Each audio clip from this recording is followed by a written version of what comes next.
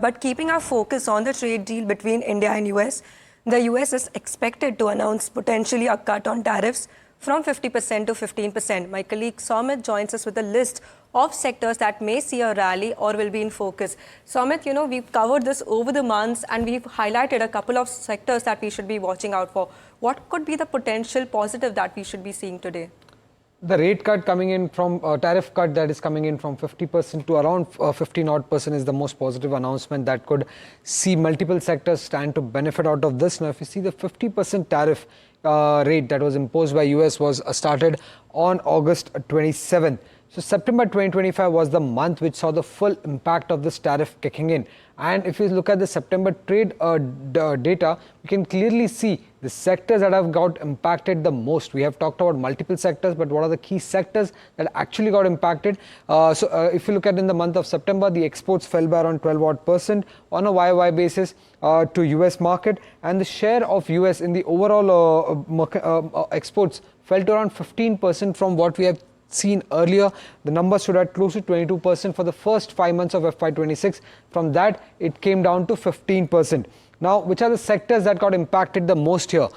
Textile and allied products, 9.8% downtick in the export number to US market. Leather products, downtick of 6.1%.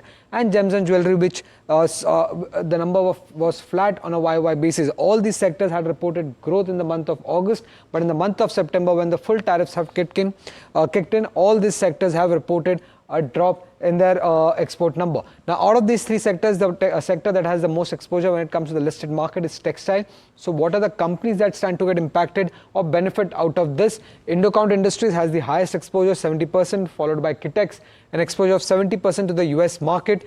Gokaldas Exporters and Pearl Global have an exposure of anywhere between 64 to 67%. This is followed by companies like Welspun India, Himmat Singha, Trident, which have exposure of anywhere between 28 to 60%. And then there is Vardhaman Textiles, SP Apparels, KPR Mills, Arvind, which have an exposure of anywhere between 9 to 25% to the US market. But given that this relief that could come in from the tariff cut, there are multiple banks that stand to benefit because a lot of banks have high exposure to the key sectors like textile, leather and gems. To mention few, City Union Bank has the highest exposure of 9.9%, which means that 9.9% of the loans is been given to these sectors, and this could, if the tariff would have sustained for a longer period of time, these sectors could have seen pressure and bank indirectly could have seen pressure in their asset quality. Apart from that, there are banks like Karur Vysya Bank, Federal Bank, South Indian Bank, which have an exposure of anywhere between 2.7 to 7.4%, followed by Karnataka Bank, HDFC Bank and RBL,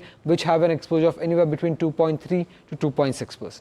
Okay, very interesting set of data that we are looking at, and a positive key reaction for a lot of these counters, considering when these additional 25% of tariffs had come in picture, we had seen a negative reaction to that.